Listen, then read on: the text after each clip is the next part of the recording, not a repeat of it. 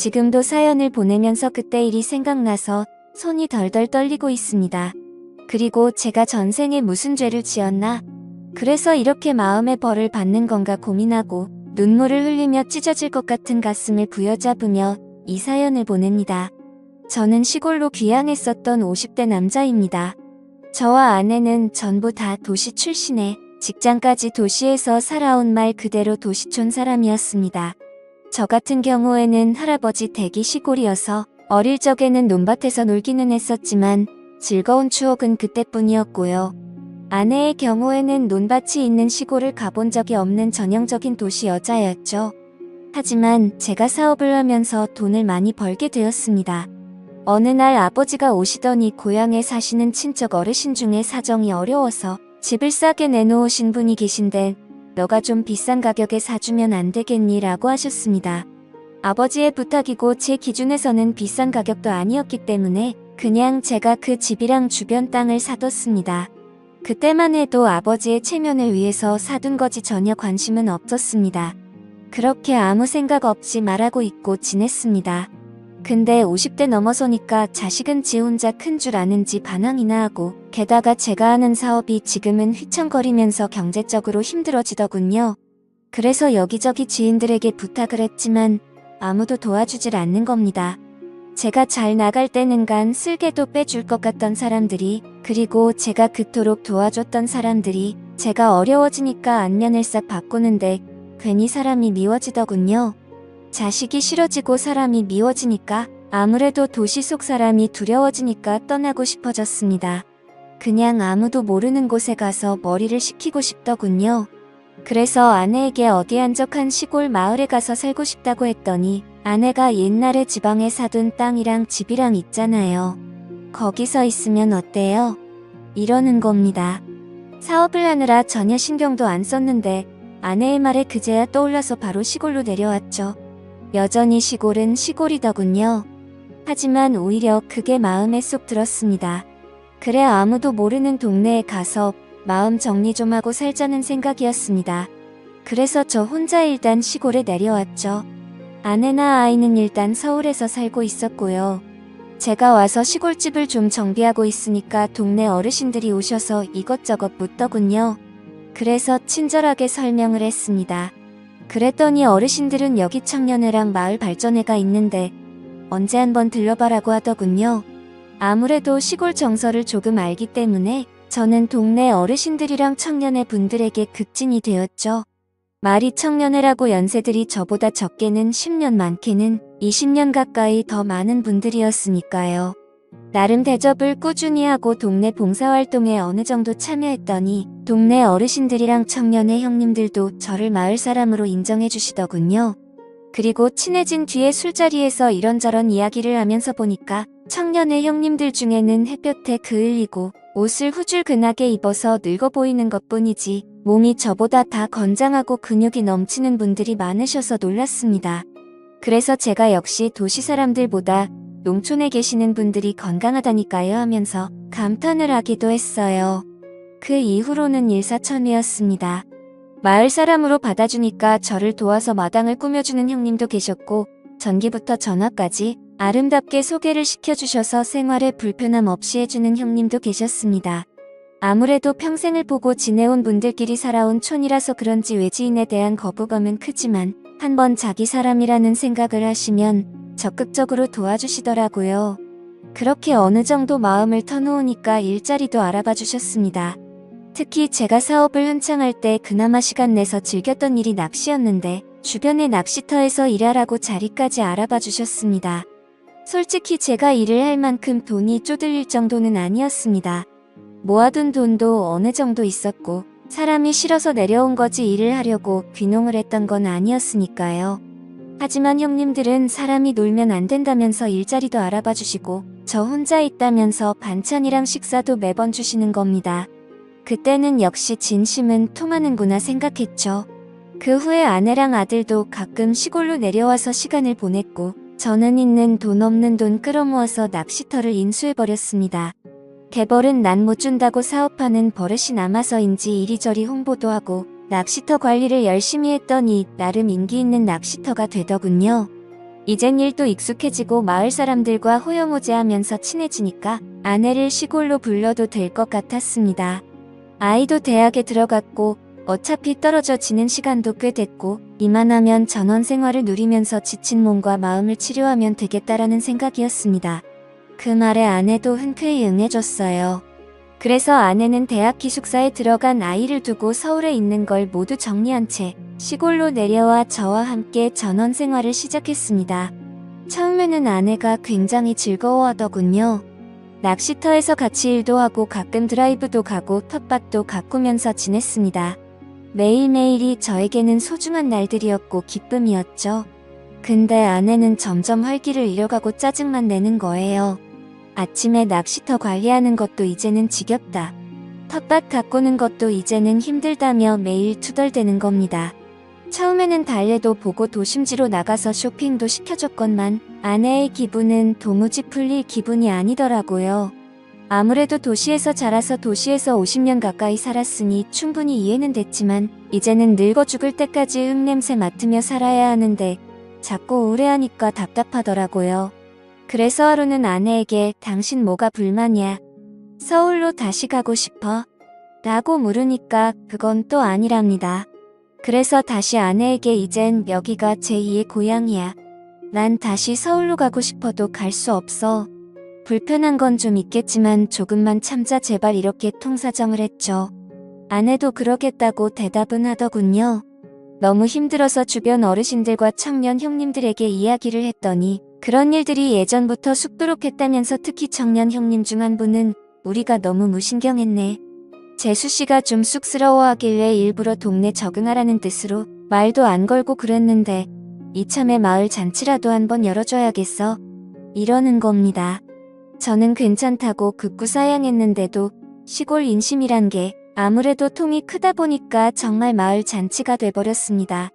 돼지 한 마리 잡는 수준까지는 아니지만 그래도 고기도 좀 삶고 반찬도 준비하고 동네 어르신들이랑 형님들 그리고 여러 아주머니들이 제 아내만을 위해서 전부 나서서 잔치 같은 음식을 열어줬죠. 처음에는 쑥스러웠던 아내도 그날은 굉장히 즐거워 보였어요. 술도 한잔하고 마을 사람들하고 친해지니까 아주 생기가 돌아 보였습니다. 그래서 술도 마셨겠다 기분도 묘하게 좋아져서 그런지 그날 밤에 아내랑 오랜만에 행복한 시간도 보냈습니다. 이제부터 모든 게 잘 풀릴 거라 생각했습니다. 아내도 예전보다는 기운을 좀 차린 것 같았고요. 그래서 낚시도 일을 마치고 와보면 아내는 동네 청년 형님들과 마을 일을 돕고 있거나 아니면 집 앞 텃밭을 가꾸고 요즘은 인터넷으로 정원 가꾸기 이런 걸 보면서 공부도 하더라고요. 그 모습을 보면서 흐뭇했죠. 하지만 아내의 비밀을 알게 된 건 몇 달이 지나고 나서부터입니다. 아무래도 새벽에 나가는 일이 많다 보니까 저녁에 일찍 잠을 자는 편이었는데 그날따라 잠을 굉장히 일찍 깼어요. 대충 새벽 1시쯤 된 것 같더군요. 목이 말라서 물을 마시고 방으로 들어와 보니까 아내가 없는 겁니다.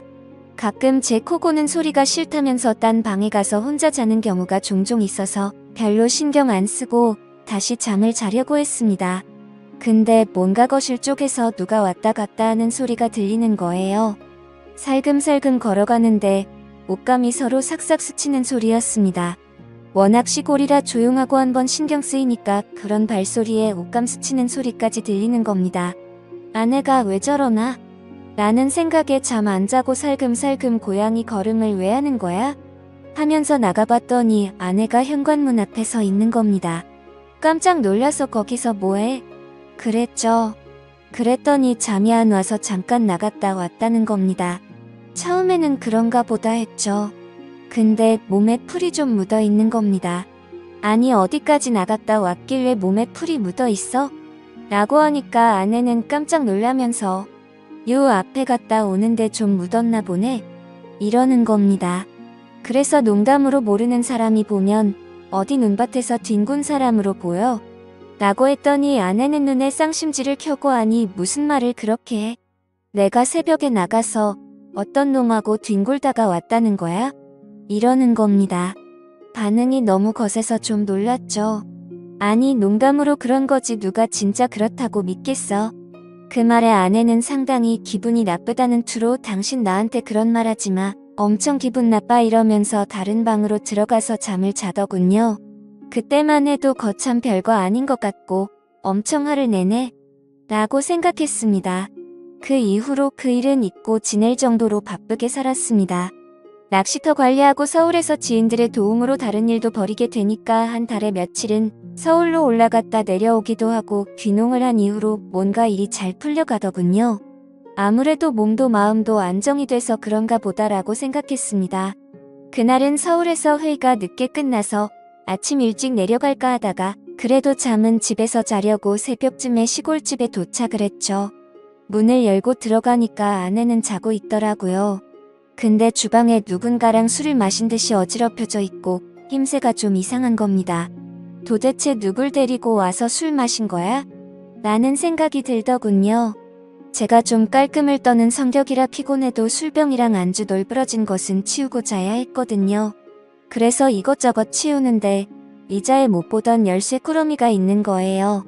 보아하니까 바지 허리춤에 채우는 창고 열쇠 꾸러미였습니다. 이게 왜 여기 있지? 누구 거지?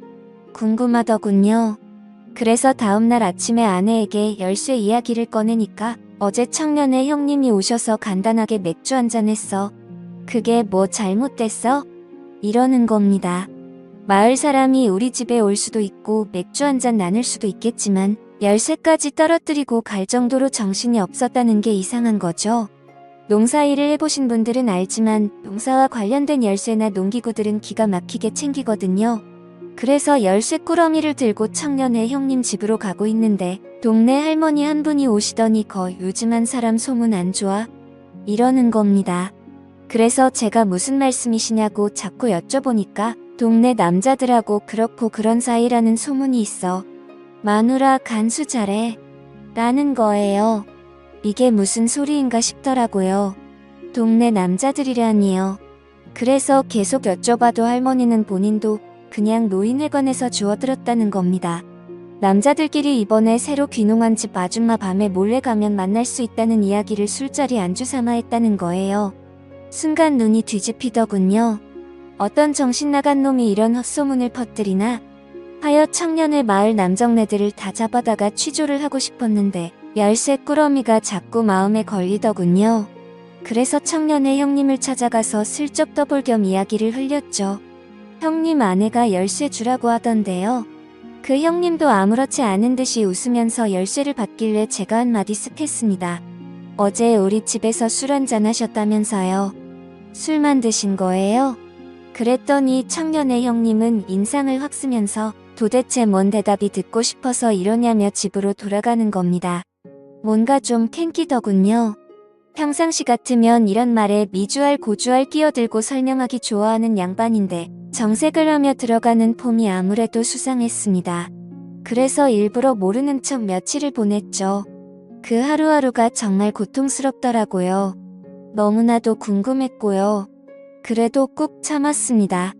제 눈으로 증거를 찾고 싶었으니까요. 그런데 드디어 그날이 왔습니다. 그날도 새벽쯤에 자는 척 하던데 아내가 어디론가 나가더군요. 자는 척 하다가 몰래 쫓아 나가봤습니다. 청년의 형님이기만 해봐. 둘 다 아작을 내버릴 거니까 라는 생각에 뒤를 쫓아갔죠. 그런데 새벽 이슬 맞고 아내가 찾아간 곳은 논밭 근처에 있는 허름한 비닐하우스였습니다. 농사를 짓는 곳은 아니고 마을 공용 창고같이 농기구를 저장해놓고 쉬는 공간으로 활용을 하는 곳이었거든요. 순간 망치로 머리를 맞은 기분이더라고요. 그래서 몰래 안을 들어가서 안쪽을 봤습니다. 누굴까? 어떤 놈일까? 궁금하기도 하고 막상 보면 열받을 것 같아서 두렵기도 하고 손이 부르르 떨렸지만 안을 들여다봤죠. 그런데 세상에나 청년의 형님이 아닌 다른 형님인 겁니다. 이건 또 뭔가 싶더라고요.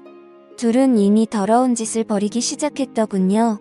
차마 그 소리를 듣고 싶지도 않고 이제는 끝내려는 마음에 확 덮쳐버렸습니다. 깜짝 놀란 아내와 그 형님은 손발이 되게 빠르더군요. 언제부터 이랬냐며 제가 화를 막 내니까 갑자기 그 형님 입에서 더 충격적인 말이 튀어나왔습니다. 난 오늘이 처음이고 다른 사람들을 몇 번 만났어. 이건 또 무슨 소리인가? 머리가 띵하더군요. 아내는 여보 지금 이 사람이 정신 나가서 헛소리하는 거야. 믿지 마. 라고 하더니 나중에는 살려달라고 빌고 나중에는 악에 받쳐서 맘대로 해. 하면서 들어 눕더군요. 하지만 계속 소리를 지르고 난리를 쳤더니 끝내 몇 군데 집을 가리키는 겁니다. 그 새벽에 그 집 문을 발로 차고 들어가서 나와 우리 마누라 건든 놈들 나오라고 큰 소리를 쳤습니다. 동네가 난리가 났죠. 알고 보니 마을에 체격 좋고 힘 좀 쓴다는데 6놈, 그리고 물론 청년의 형님도 껴있었습니다. 마을 남정네들 대 6놈이 마누라랑 놀아댔다더군요. 하늘이 무너지는 기분이었습니다. 그놈들은 제 아내가 먼저 유혹을 했다면서 핑계만 늘어대고 아내는 아니라고, 자기는 그런 적 없다고 싹싹 빌고 아주 난장판이었습니다. 조용히 끝내려고 했지만 도저히 안 되겠더군요. 근데 마을 이장님이 한사코 말리고 제발 경찰에 신고를 안 하면 안 되겠냐며 싹싹 빌더군요. 그리고 마을 사람 모두가 잘못했다면서 합의금은 얼마든지 주겠다며 싹싹 빚는 겁니다. 확인을 해보니 무슨 대가성으로 주고 판 것도 아니고 아내가 자발적으로 나섰던 터라 이걸 어떻게 처벌하기도 애매하더라고요. 이제는 더 이상 더러운 쓰레기들이 사는 동네에 도저히 있고 싶지도 않고 아내를 보고 싶지도 않아서 아내와는 이혼을 했고 정신적 위자료를 청구했습니다. 그리고 마을 청년의 놈이랑 몇몇 사람은 탈탈 털어서 꽤 많은 액수의 돈을 받아냈습니다. 어차피 법으로 제대로 엿먹일 수 없다면 돈이라도 왕창 뜯어낼 생각이었는데 촌 사람들이 은근히 돈이 많더군요. 그 돈으로 지금은 서울에서 장사를 하고 있습니다. 정말 잘 먹고 잘 살고 있습니다만 마음 한 구석은 정말 쓰리고 아픕니다. 동네 사람들은 지금도 이 일은 비밀로 쉬쉬하고 있다고 하더군요. 정말 파렴치한 아내와 시골 남자들을 생각하면 지금도 피가 거꾸로 솟네요. 저의 긴 글을 읽어주셔서 감사합니다.